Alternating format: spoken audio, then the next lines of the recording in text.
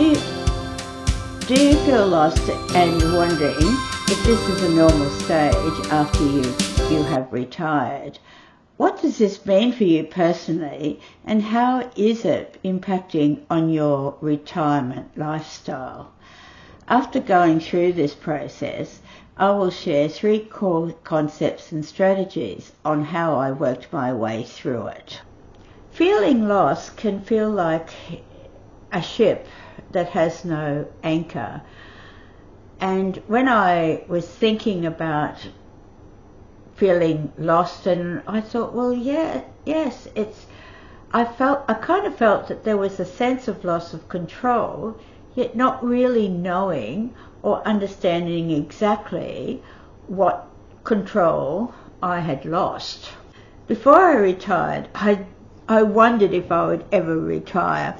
In my 20s, retirement age for women was 60. By the time I was in my 40s, the retirement age for women in Australia was 65. And then by the time I got to early 60s, the retirement age for my population group, I'm a baby boomer, and the retirement age for me, because of my month of birth and year, was 66 and a half. So I really did wonder for quite some time before I retired if I was ever going to get to retire. After the initial heady first months of retirement, of excitement that I had finally retired, I felt like there was something that was not quite right, yet I really couldn't put my finger on it. It was kind of there, niggling in the background, but not quite knowing exactly what was going on. I had plenty of time to do my thing when I liked, how I liked, bearing in mind my limited finances, yet I found myself not really fully enjoying life. And this was the complete opposite to pre-retirement. I had started Lego, and I still enjoy Lego. I have to save up for it. I put a little picture up of a Lego setting, one of my first big major settings that I worked on. And I was into glide apps, and so it's not as if I didn't have anything to do, but there were times when I just didn't feel right, just didn't feel like me, and I wasn't really sure why.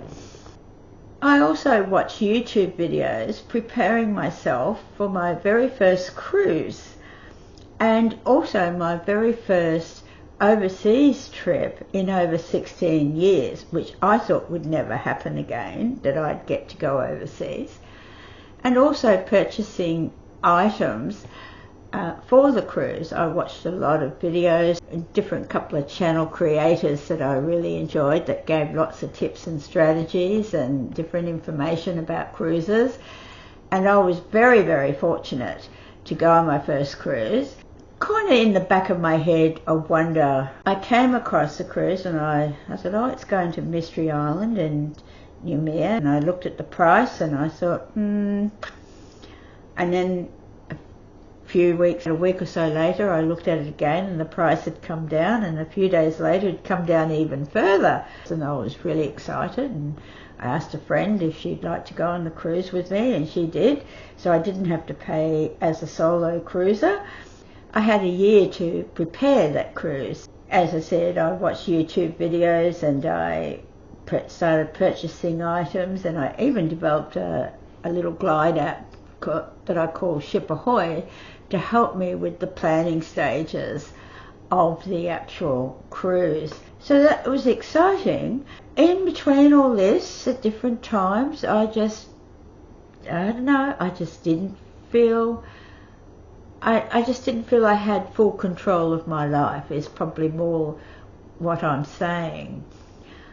I think now, in many respects, preparing me for my first cruise saved me from experiencing full-on depression.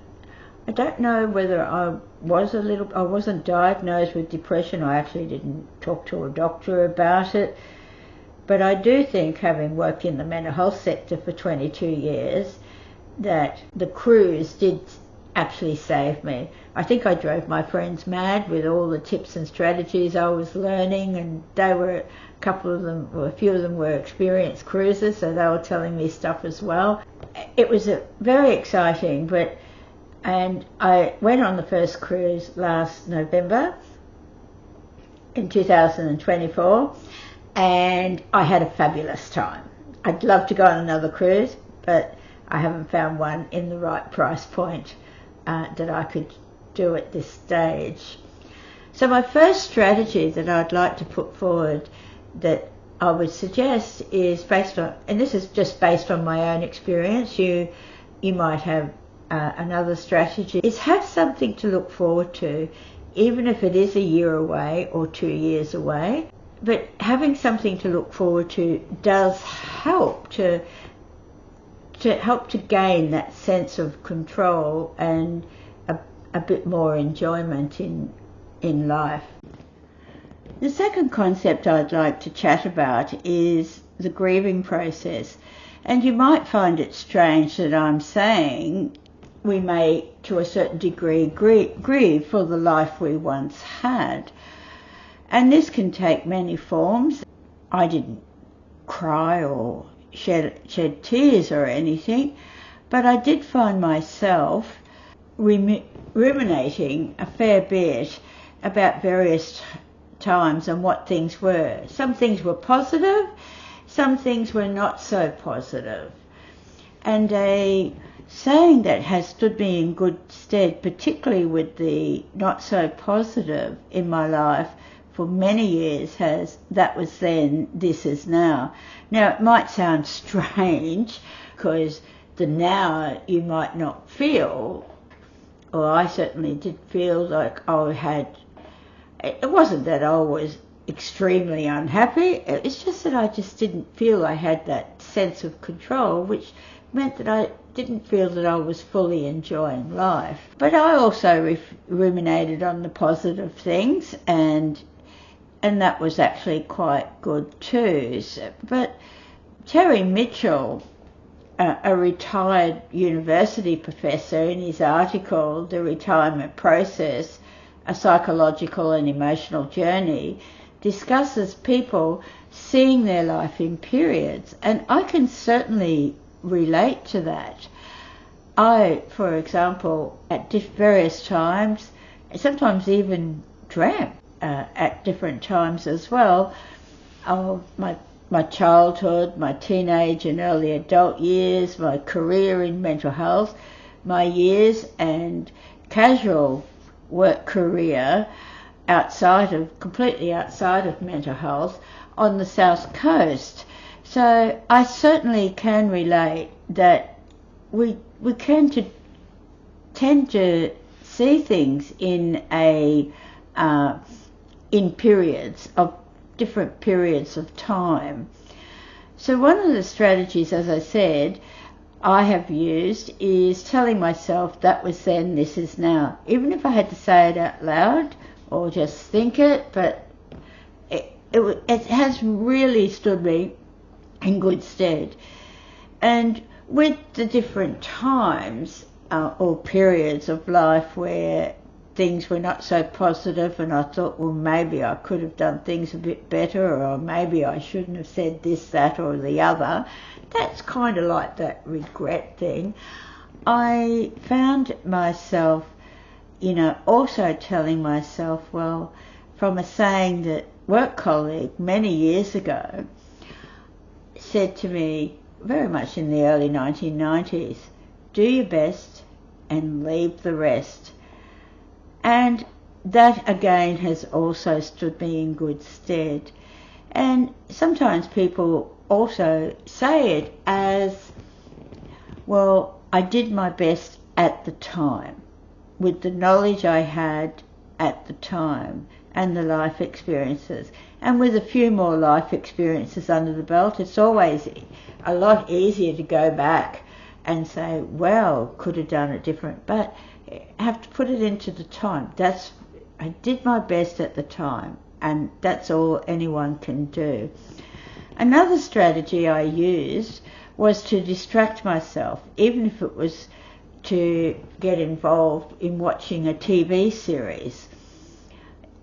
And that's a good way to try and stop that ruminating process. And I think that's probably why I do love Lego so much. I'm sure you're going to get sick and tired of me telling you how much I love Lego, but I do find that it clears my mind because I'm involved in what I'm doing, putting the pieces together and hoping they connect.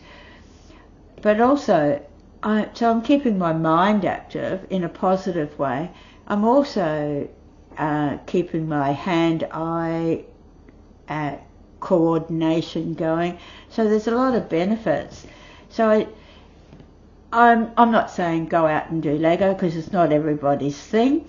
But if you've got Lego sitting around your home that you might have for the grandkids, you might want to try building a Lego setting, even if it's freeform, as I call it, that you're not following a particular Lego building instructions, or if you've got the instructions. Other people like jigsaw. Other people like gardening for the same reason, or similar reasons, because it's something that they can do and they're creating. And so other people like getting on the tools or doing crochet or sewing. It's entirely up to you. So whatever takes your fancy. The third concept I'd like to chat about is having to reinvent oneself. In many respects, I'm still in the process of reinventing myself, and I'm finding that this is a good thing. I found myself listening to motivational videos on YouTube, which has really helped me a lot.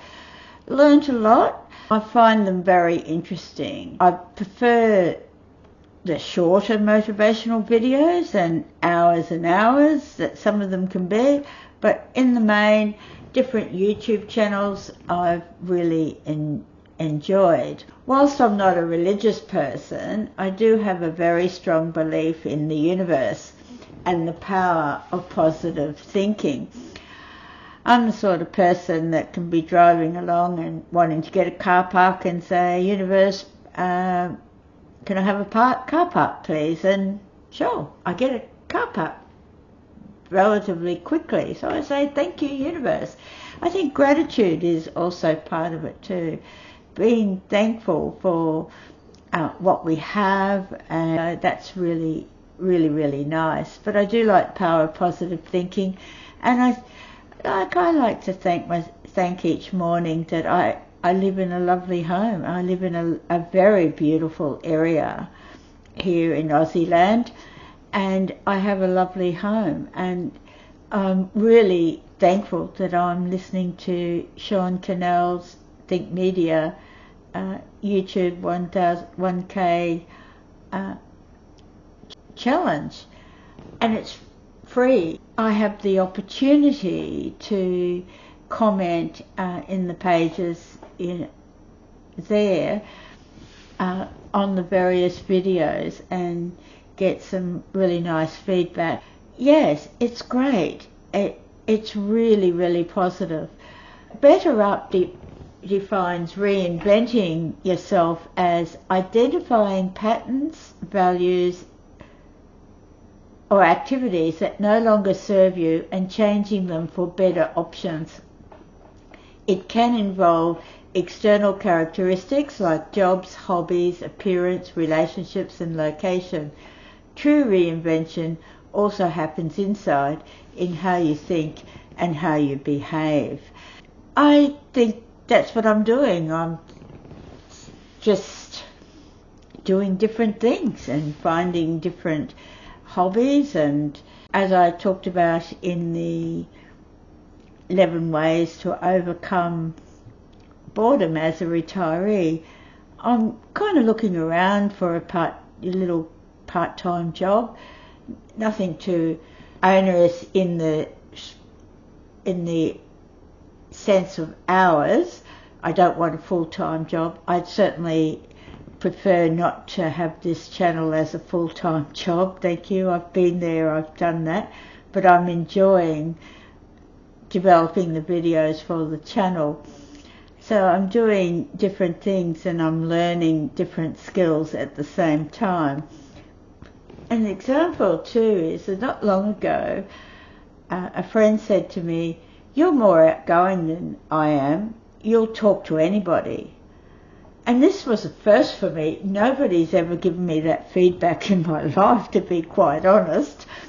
I've always described myself as an introvert extrovert, yet in many respects I'm definitely a far more outgoing person, and it's great to receive this feedback. I'm more willing to greet and if possible have a wee chat to people. I've been fortunate to work in a call centre and as a medical receptionist here on the South Coast, where I met and talked to people from all walks of life. And I think that in itself gave, even though I had a 22-year career in mental health, one would think that I would have pretty good skills. I was still very much a fairly quiet person in lots of ways. To be described as being outgoing is fabulous feedback, as I've said. And even starting this YouTube channel is part of the process of reinventing myself, and I'm learning and having heaps of fun at the same time. And I get to chat to you, which is even better. Is feeling lost normal in retirement? Well, for me, yes. However, I do acknowledge for some retirees, they retire and have a blast from day one. But for me, feeling lost was also a feeling that I had no direction in life. It has been a process for me to get over the feeling lost stage, and I'm still in the process of reinventing myself and incorporating other activities to meet and greet people, have fun as I'm doing it. If you like this video, could you please give it the thumbs up, and if you'd like to subscribe, I'd greatly appreciate it. Please, if you have any comments, ideas, suggestions, I'm all ears, and I'd greatly appreciate that as well. So I hope you have a great day. Please be kind to one another. Bye for now.